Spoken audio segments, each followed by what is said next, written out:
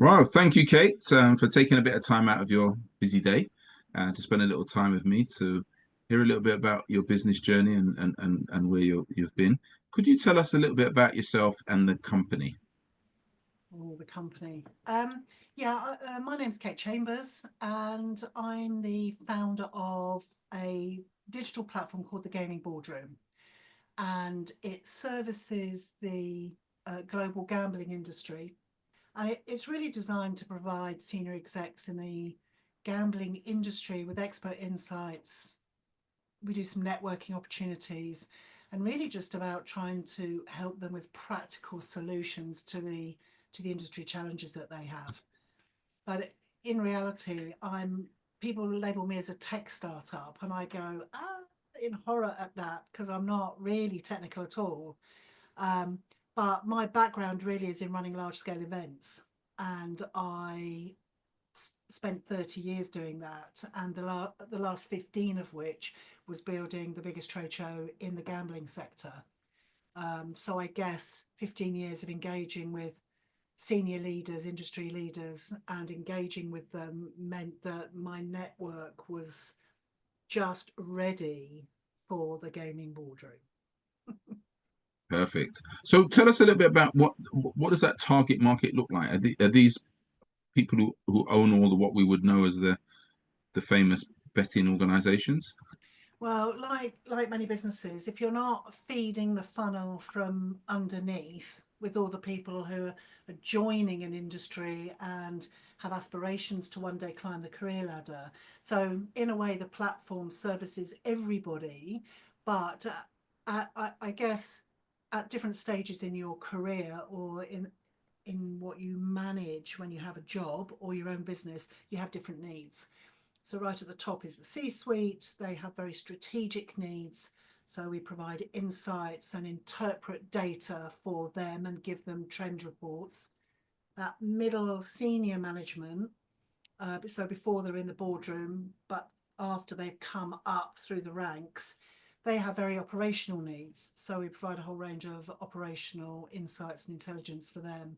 And then there's it's like the triangle, that mass at the bottom of people that have joined the industry or just starting their career that are waiting to get into a management position, whether that's sales manager, marketing manager, or if you're a casino operator, rather than be a croupier, you then become a pit boss. So it's all those people that are just starting out, I guess. Brilliant. Is there much competition in your area? I think that there are a lot of media houses. Look, the pandemic, in a way, sorted the wheat out from the chaff in a lot of areas. What it made people reevaluate, I suppose, the business proposition was if it was totally dependent on face to face, which events are. So what you found is a lot of the events businesses created print and digital media as a stopgap if it happened again. And a lot of that was launched during the pandemic. And I think um, publishers are now far better equipped to do face to face. So I think that the industry changed. So is there competition? Yes, there is competition, but you know what? Every industry, every sector has competition. What you've got to work out is what makes you different and do it better than anyone else. No, Not brilliant. necessarily cheaper or more expensive, but just do it better than anyone else and Mm. keep refining your offering, which is difficult if you're in manufacturing, you're manufacturing pegs. I don't know how the humble peg has changed much in the last, I don't know, 100 years.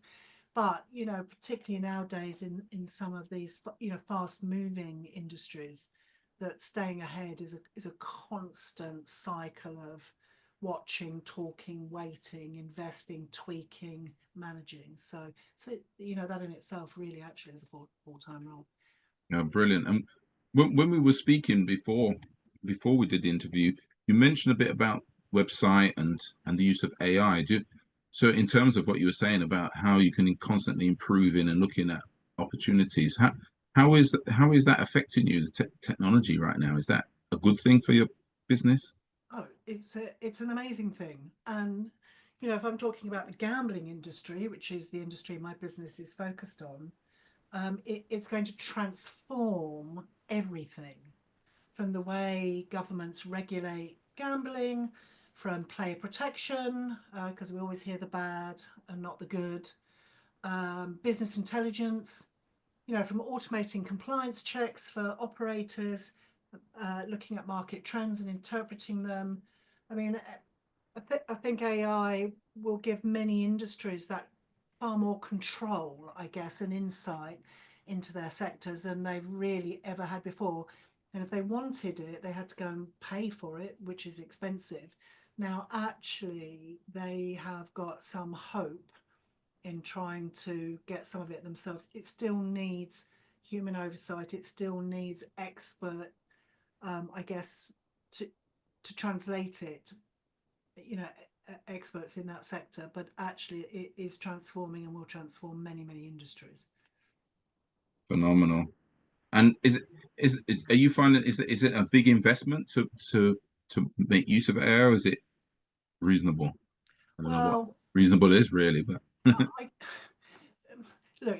There are two ways of doing it. One is you can learn it yourself and find a way, and there's many digital platforms that you can subscribe to which proclaim to help you, but there's a lot of them, and which one should you choose? I don't know. Or you can go and pay someone to do it. yeah, So there's yeah. a both are expensive. One's just expensive in hard cash, and one's expensive in time because, of course, as founders, time's at a premium. You're working a lot of hours, sitting back, and I think as a founder, sometimes I have to remind myself, actually, yeah, I can do this myself. I'm prepared to learn this because it will help me here, and here. But actually, with regards to this, absolutely no way am I going to learn that. It's much more efficient for me to pay someone to do it. It's a bit like designing a website. I don't want to learn how to design a website. Yes, I'm going to pay a web developer to do it. Do I want to learn how to write effectively for social media or long form or short form articles? Yes, absolutely. I need to learn how to write effectively. So I've put in a lot of time honing my writing skills. But web development, no, no, thanks. My brain doesn't work that way either, really. Yeah, yeah. And it's interesting. It leads to another thing, which is, do you have a typical day? What does your schedule look like each day? Is it similar or is it totally random? What's your typical day Uh, look like? well, I try. Every now and again, I have a bit of a rethink of my diary, and I have to put hours in community, put an hour in for social media, and an hour in for. But I'm not one of these people that gets up at 5 and has a smoothie and goes for a 5K run and then comes back. No, I guess really, I start with a scan of the industry news, LinkedIn, um, updates. I look at the website, look at conversations that are happening in our community, and out of that sort of first hour or so, my husband gets up really early and leaves work at 7. So I sort of before traditional start of the day maybe is at 9. That's normal working hours, isn't it? I spend a couple of hours doing all that with a coffee and try and set myself 3 things that I'll do today. If I do more than that, that's a bonus for me, but I try and set goals to achieve because working, on your own at home can be lonely, and I think sometimes it's hard to get a sense of achievement. So actually setting simple goals or big goals, either for the week or for the day, is really important. I sometimes forget to eat lunch, and I find myself at 3 o'clock going, "Oh, actually, I'm really hungry," and then I'll go down and make toast or have a sandwich, and then everybody comes home from work or college, and they want dinner at 7. Oh my god, I've only just had my lunch. So Sounds like me. yeah, so but I try and switch off. So between 7 and 8, normally I try and close the door of my office and then either read or watch TV, just to try and shut down the thinking. Um, because as a founder and um, because I'm quite creative, my natural stance is creativity rather than technical. Mm, I see ideas in everything, so it's trying to switch my brain off, which is why I don't mind watching the same movie over and over again. Not on the same day, but you know, because it yeah, why not? slows my Well, it's good to brain. have, yeah, it's good to have something where you can have quiet time. I mean, Yeah, as you said, I've met some of the people who they, usually some of the guys get up at 5 and do a 5K run and do all that sort of stuff. But some will listen to something when they're in the gym or training, and some don't want anything. They want total silence so they can just think and clear their mind. So yeah, everybody's got different things.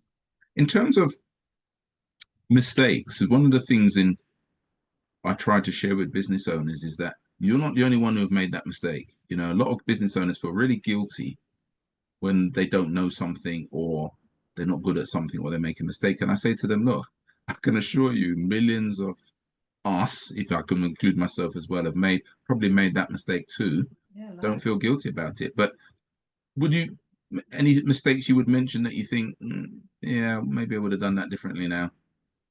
Oh my God, in a way, it's like where'd you start? Um, plenty of successes, but Yeah. yeah, plenty of mistakes. But I think mistakes are, it's a learning curve, isn't it? And I Yeah. think one of the big things that maybe a lot of founders do is try to do too much themselves. So actually, what you become is a jack of all trades and then master of none. And I think that learning to delegate, it's the same learning curve that you go through when you first become a manager and you step into that management role. You're so you're used to being told what to do, and then all of a sudden you've got to try and delegate and trust others. And actually, that's quite if you can master that, I think it's a game changer, really. Um, but I also, one of the other big mistakes I made was underestimating how long it takes to build a brand.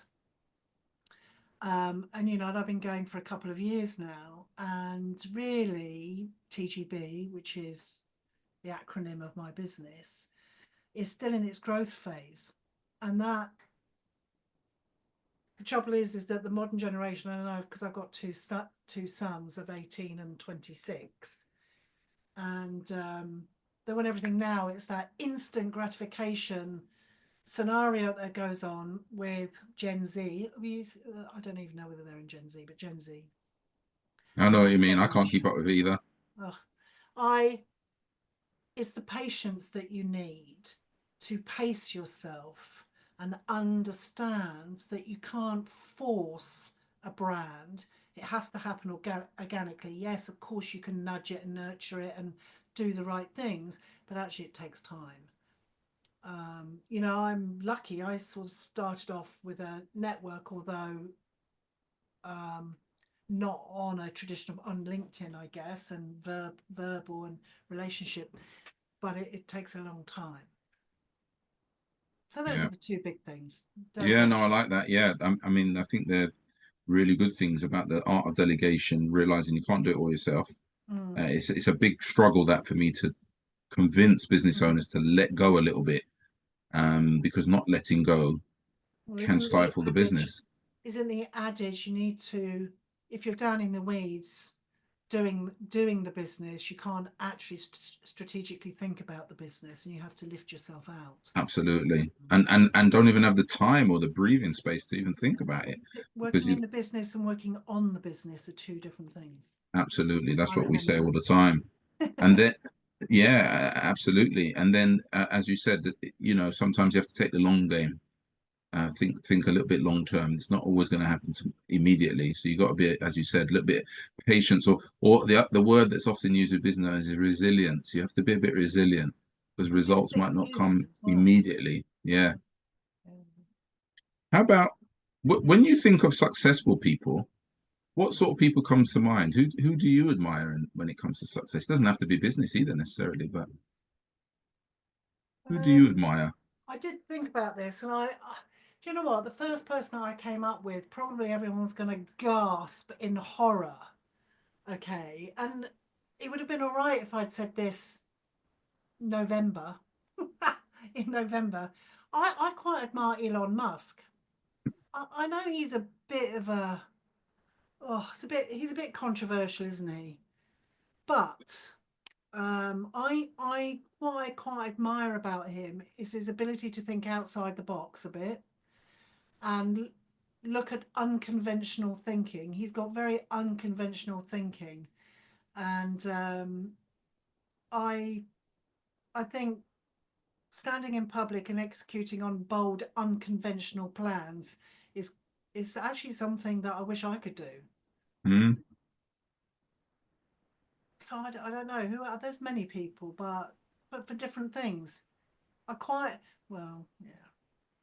I could list a whole. We could go on forever. But it's interesting. I mean, when you say that, I say to people, look, you can admire somebody for something, but it doesn't mean you admire them for everything. No. And there's few people you admire for everything. I mean, it even could be your parents or whatever. I mean, it could be they did a great job bringing you up, but they were rubbish at their job or something else they weren't particularly good at. So we're multiple things. It's like some people can be an all or nothing kind of approach, isn't it? You love everything about them. Well, very few people we love everything about them, but we might like particular things about them, and it's also part of learning, isn't it? We can learn maybe that skill, as you said, or personality or whatever. You can learn it. It doesn't mean you have to copy him as a completely all his behaviors and beliefs. So I think that's fine. You can admire people for different things and bring that to your as the founder, bring different Yeah. elements of different business people to your party. Nothing wrong with that. Different thoughts. Yeah. Where do you see the business? Obviously, you're saying about growth phase. Is 5 years too far to see forward? Where would you see yourself over the next few years? No, I think that every business, when you start a business, and I've had 30 years in excuse me, in a corporate environment. And one of the things you learn, despite the fact we all moan about them, I remember that one of my bosses used to get really irritated with me when she asked me if her board, for my contribution to her board report. I used to spell it Bored. Arcade, she used to say. But, one of the things that a corporate environment teaches you is to plan. But there are many ways to get from A to B. And it doesn't mean the path is always direct. And it doesn't mean along that path that you do plot out, you can't stop and go in a different direction and then come back and still aim to get to point B. You're just taking a different path because circumstances change, economies change, environments change. So everybody should have a 3 and a 5 year plan, because 3 years allows you a period of planning, a period of implementation, and then a period of results watching. And through that process, you will change your path or your direction or your strategic plan, so that actually that next jump in those 2 years after, between your 3 and your 5 year plan, actually, you know what you're doing, you got your strategy sorted, you've weeded out all the things that aren't quite right or are not being taken up or being sold or bought by people. And then actually the following 2 years is one where actually you can really start to scale. So where am I in that? Where am I don't think that's a good. So yes, you do need a 3 year plan. You do need a 5 year plan. Where am I? I'm approaching the end of my 3 years. We're now just sorting out everything that we learned in the last 3 years. So the next 2 years for me, as I go towards 5 years, is literally about monetizing and scaling. No, yeah, no, I like that. I like the analogy as well. I mean, it's like we use this sat nav analogy, isn't it? On the journey of business, something can get in the way, something can change information, and therefore you change direction, but you're still going That's okay. your overall vision can stay the similar, but you're just taking a slightly different path, and that makes perfect sense. Mm. You know, stubbornness can sometimes be a disaster. Regardless of what happens, you just stay the same, and then that can be Yeah. problematic. So brilliant, brilliant, yeah. What about in terms of staffing? One of the big challenges, or often when I coach business leaders, one of their biggest headaches is how do they manage their staff? Um, and as you start to scale, as you often need people around you to do things. What have you learned around the most effective way of managing people? Do you know what I think? I think it's different in a startup. I Yeah, think hiring people in startups is really hard because there isn't a role really, an established role that's been around for a long time. I think that um, you have to hire for who the person is rather than what their skill set is. So, um, and for me, that's about have they got the base skills? Can they thrive in uncertainty because things are changing a lot? Can they adapt quickly? Can they take ownership of the tasks that they are given? Um, because nothing ever stays the same in a startup. It's different for a big multinational corporation that's yeah, hiring for an administration assistant. There's a set things that have to be done every day, and that's their job, and make sure there's enough pencils in the pencil box, all that sort of stuff. But actually, with startups, it's all a bit hands on. And if you're delegating correctly and empowering people to explore their role and drive the business forward as a leader, you need someone that you can trust, that actually whose thinking is or will come and ask. So for me, it's more about mindset, I guess, over experience. So I really do. I mean, they've got to have some experience. If you're hiring a salesperson, it would be helpful if they were a trained salesperson. But I'd rather take somebody with less experience who has a really good can do attitude, that can take responsibility and shoulder it well and survive rather than crumble and not make a decision. It's better to make the wrong decision than no decision at all. yeah, yeah, My mind is. yeah. But I think because skills can be taught, but actually, if you come in and you don't have the right attitude, Very difficult. very, very difficult. Yeah. Yeah, yeah. I certainly like to teach that as well. Recruit on attitude is because very rarely I meet business owners who say my staff don't have the skill. They usually say I don't like the attitude. You know, it's the attitude that's the problem. Because if you can't train them, then where do you go from here? You know, it's very difficult. So yes, I hear that 100%. And it's also interesting you make that point about a startup that wanting somebody who doesn't have a ready meal, ready set, somebody who wants that routine and wants that system is might not be the right person because as you said they have to be a bit fluid, the role is fluid, they got to kind of create something for themselves and as you said, if they want something steady Eddie, they might be in the wrong place. You know, Look, some jobs require a steady Eddie. yeah, I mean, some jobs you need someone who just wants to sit there every day and do the same thing every just day. bang it out. Yeah, That's tick box is identifying what that role is. But through all my management experience when I've been recruiting, the one thing I've learned is it's much easier to hold someone back than it is to kick someone and make them move faster. I So like that. what would I rather be doing? I'd much rather be holding someone back and saying, wait, let's just wait. Let's go and have a look over here, rather than going, have you done that today? Have you done that today? Why haven't you done that today? You said you were going to do this today. Oh, it's mind numbingly irritating. But actually, seeing enthusiasm and somebody's got the light on behind their eyes, and you're going, whoa, holy moly. Do you know what I mean? That was me racing, racing, racing. Like my boss is going, stop, just stop for a minute. Do you know what I mean? It's much easier. Yeah, no, that's great. Yeah, cool down the enthusiasm. But yeah, how do you make somebody enthusiastic that hasn't got Oh, the enthusiasm? It's very difficult, isn't it? Yeah, yeah. it's very troubling. So we mentioned AI earlier, Hmm. and it's an interesting one. I can't imagine pre-COVID asking anybody about AI. I don't think I did. But now, definitely, it's We coming just into used to say conversations. Terminator, didn't we? That's Yeah, all you we know, knew was Terminator. it was almost like a AI was around, but it wasn't in a form that most people could use unless you were really technical. Now it's becoming something that we can actually see and feel. So I think because it's been there for years, but we just, Yeah, you know, the day-to-day person is not using it in the way for themselves.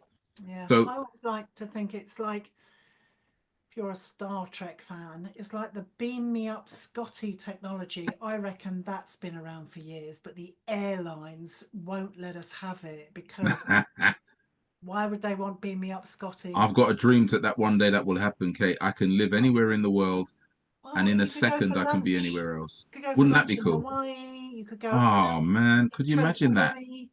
Yeah, It would collapse house prices though. sleep in your own bed every night. How would that collapse house prices, isn't it? Everybody would be living in some exotic place in the world, and places that are cold and horrible would have nobody living in them. So, but yeah, I would one day that would be fantastic, wouldn't it? How is AI impacting on you? How do you see it affecting what you're doing and your business? I we're starting. Well, I mean, I was. I don't know whether I was the first person to take out a subscription to ChatGPT, and I've since explored a lot of other AI based platforms and pieces of software that do a variety of different things. I think that what it enables the industry that I work on is just the speed at which you can identify um, trends and predict actions. I mean, if you look at responsible gambling, this is particularly useful because currently, if someone has a problem and they're gambling too much, you've got to wait until they have gambled too much before you can see it. But actually, what AI will do is look at behavior of problem gamblers before it became a problem and actually trigger actions or messages to people who are exhibiting the same actions. So, in something like that, it's going to be transformational.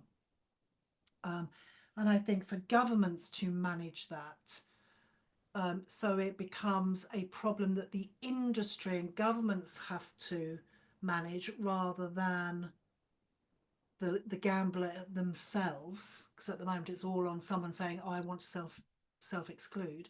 So Mm, actually, I think a lot of we're just having a big debate, the big debate in gambling about actually the compliance and the regulations that are put in place for operators to comply to with around it. Has anybody actually looked at the outcomes? Has problem gambling gone down or stayed the same? Well, that's up for debate. Obviously, this is not a responsible gambling conversation, but just saying that AI in some cases is going to transform some parts of our lives. Not everyone's life, but some parts of our lives. And I mm, anything around regulation. I mean, gambling is one of the most regulated industries in the world, but there are, same as drug manufacturing, actually. It will transform because the analysis is so quick, the prediction is so quick, supply chains are going to be transformed, warehousing, all that, all that stuff, shipping, air traffic control, with human oversight. I'd like to think that a machine is in charge of all the flight planning. mm. Make But you you know what I mean? frightened. It will make everything more transparent, quicker, faster, better, hopefully, if used in the right hands. Hmm. Yeah, of So that course. Yeah. helped. No, brilliant. Yeah. What about do you I see some books behind you. Do you read much? And you got any books that you would particularly think of? Yeah, it's worth a read. Well, yeah, I'm an avid reader, but business books. So I guess non-fiction and fiction. One of the best business books I've read is The Hard Thing About Hard Things by Ben Horowitz. The hard thing about hard things. Yes. It's about the brutal reality of running your own business. But so that I guess, and I follow the Trend Hunter. Don't know whether you've heard of him. No, He did a I have to book, look that up. Create the Future. Ah, It's a double great. book, Create the Future and Innovation. Jeremy Gutcher. Mm, He runs a big trend agency, but he wrote that some time ago, and I recommend it all the time. It it makes you think in a different way. It's about trying to make you think in a different way because if you're going to run your own business and come up with something that's different and better than anyone else, you do need to think in a different way. If you can't yeah, think in a different way, you'll never come up with something different. yeah, yeah. Um, it's like saying I want to do flavored milk, but all you can come up with is chocolate and banana and vanilla. Well, Yeah, we've heard those ones. do you know what I mean? So if you want to do something slightly different, the way in which you think and plan and look at things has got to change. That's a great book for that. And then getting the brutal reality check um, from Ben Horowitz is hard read. But do you know what? I quite like science fiction. All right, yeah. You mentioned Star Trek earlier. Yeah, or my husband's a big Star Trek fan. I grew up in the 70s. Do you know what I mean? My dad was in Star Trek. We all watched Star Trek in the 70s. It was only three channels, wasn't there? Despite the 999 there are now. But I quite like Hugh Howey. So Hugh Howey and Justin Cronin wrote The Silo, which is on Apple TV at the moment. I read that years ago. Um, The Passage. They're all big Mm, dystopian futures, but it's quite interesting. And I pick it up when I have downtime, which is not often at the moment. I'm actually writing a science fiction novel, but I do the odd chapter here and there all the time. But let's see, it may never go. It might be accompany me to see the angels, unfinished, but who knows? that's pretty cool, right? A science fiction book. Okay, we'll have to look out for that Well, do one. you know what? I'm not a journalist and I'm not a writer. I'm not a fiction writer. I'm not a non-fiction writer. My writing actually was about writing board reports and 3-year plans and strategy documents with graphs in. So I can write in a business language, but actually creative writing. So one of the ways that I started teaching myself to write a story because writing articles, long form and short form articles for my business in the industry about things in the industry actually requires you to write creatively rather than just rely on business writing. Yeah. Because actually, we all want to be entertained. Everybody wants an experience. People consume information that actually is story led, and it means it has a narrative, beginning, a middle, and an end. And actually, what's the better way to learn how to do that is actually just write a book. Now, it Mm, no good, but it made me plan, just like you have to plan articles, just like you have to plan business reports or, the cybersecurity report 2025. There has to be a beginning, a middle, and an end. And what better way than for a bit of fun is to, or write short stories, same thing, or a children's book, or anything you want. I think it's a really good way. So that's one of the ways that I was teaching myself to write, I guess. So no, it's brilliant. Yeah. No, I like it. Yeah, it's interesting.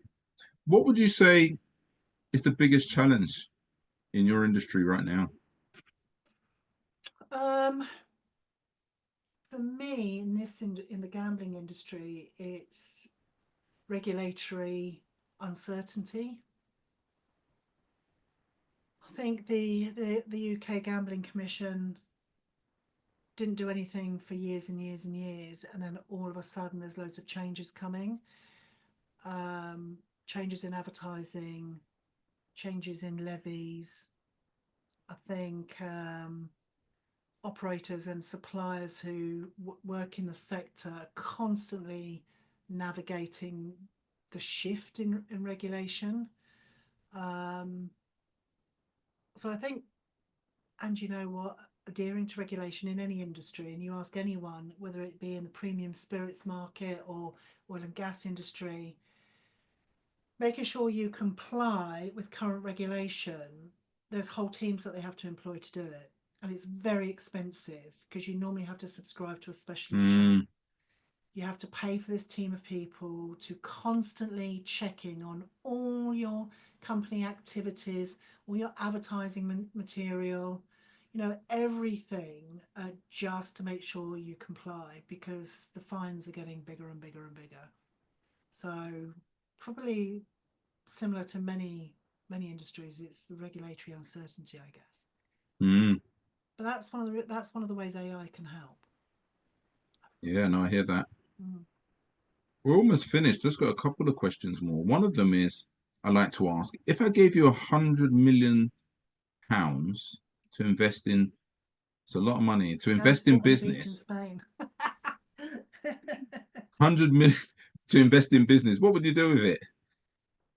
um, but you know what? I'd probably do the same thing, but I would build a next generation platform that that really, so integrating AI, driving market metrics, compliance updates, predictive analysis or insights, and putting all that in one place. So it became a one-stop shop for somebody to come and get all the information they need. Because just like you're, oh, we're having to go to this platform for this and that platform for that. We need to subscribe to this newsletter for that, or buy that book for this. And I think that having it all in one place saves time, will be more cost effective.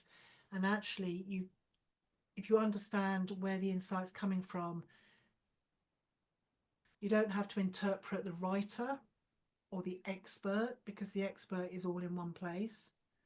And if I'd done that, I would roll it out into different industries, because I think a lot of industries are drowning in data, but Mm, actually they lack smart ways to use that data effectively. That's yeah, it's an interesting challenge of the modern world, isn't it? We've got more data than we've ever had, but can you make sense of it? and What's it why are we telling you? collecting it? Why are we collecting it? If we're not Yeah, using it, why are we collecting it? absolutely. But I don't need gold taps and private jets. But that's what I would do. Yeah. Fair enough. And my final question is, for people listening to this, what would you leave them? People who either they're running their own business or they're thinking of running a business. What tips would you give them to say, this is things you should think about when you start a business or run a business? What would you say? I think be patient.